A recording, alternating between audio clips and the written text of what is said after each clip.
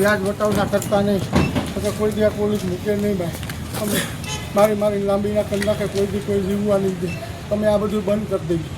ખેતી ધંધા આ તે જુગાર કોઈ ગીંગ બનાવતા નહીં, આવું કોઈ ગીંગ બનાવતા નહીં. અને અક્કર ભારી પડશે ને આ તાપ સહન નથી થતો, એવું ધ્યાન રાખજો. આવું કોઈ કરતા નહીં, વ્યાજ વટાવનું કંઈ કોઈ આ રેલું બીજું ને આવા ધંધા કોઈ કરતા નહીં, નકર તાપ પડશે ધ્યાન નહીં પડે. આજથી આશરે 2 માસ પહેલા જુનાગઢ જિલ્લામાં બંગલા ગેંગ તરીકે ઓળખાતી એક જે ગેંગ હતી એની પર ગુસ્સી ટોક અન્વયે જે ગુનો દાખલ થયેલ અને જે તે વખતે એક કરસન ગલા મોરી નામનો આરોપી પકડાયેલ. ગુસ્સી ટોકની તપાસ રૂરલ ડીવાયએસપી શ્રી પરમાર ચલાવી રહ્યા છે. બાકીના જે આરોપી પકડવાના હતા બાકી તો BNSSની કલમ 72 મુજબ એ લોકોના વોરંટ કઢાવી અને અલગ અલગ જગ્યાએ પોલીસ દ્વારા એની બોડી પ્રસિદ્ધિ કરવામાં આવેલ. એ પ્રસિદ્ધિ દરમિયાન જ કોઈ આ લોકોના જ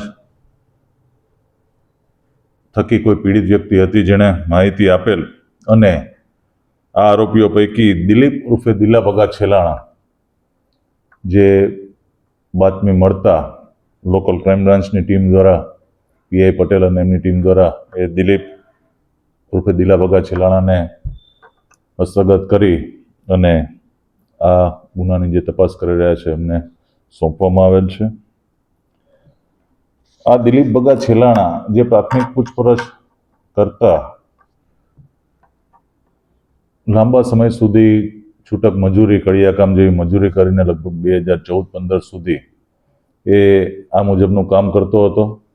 પછી ધીમે ધીમે લોકોની જમીન પચાવી પાડવી, વ્યાજ વટાવ, મકાનો પચાવી પાડવા, બળજબરીથી પડાવી લેવું અને એ સિવાય આવી બધી પ્રવૃત્તિઓ કરીને એ છેલ્લા ટૂંકા સમયગાળામાં એણે સારી એવી મિલકતો વસાવેલી છે. મિલકતોની પણ તપાસ કરી રહ્યા છે આઈઓ અને અનેક પ્રકારના ગુના, આને સંબંધિત, શરીર સંબંધી અને મિલકત સંબંધી અનેક પ્રકારના ગુના એણે આચરેલા છે.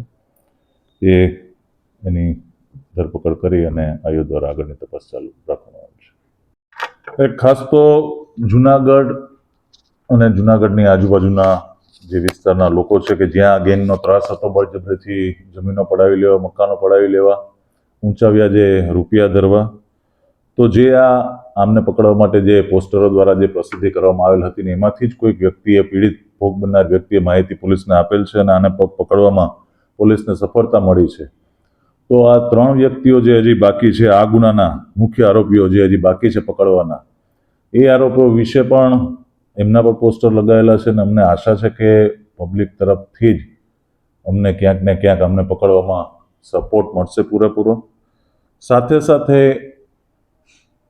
એક અપીલ છે તમામને કે આમના તરફથી કોઈ પણ પ્રકારની હેરાનગતિ અથવા તો ભોગ બન્યા હોય એવા લોકો સામે ચાલીને પોલીસ પાસે આવે. અમે પણ એમના સુધી પહોંચવાનો પ્રયત્ન કરીએ છીએ અને એમની સંપૂર્ણ સલામતીની જવાબદારી જુનાગઢ પોલીસ લે છે. નિર્ભય થઈને પોલીસ પાસે આવો. તમારી સાથે આમના દ્વારા કંઈક ખોટું થયેલું હશે તો પોલીસ જડબે સલાક કાર્યવાહી કરશે, એની હું ખાતરી આપું છું.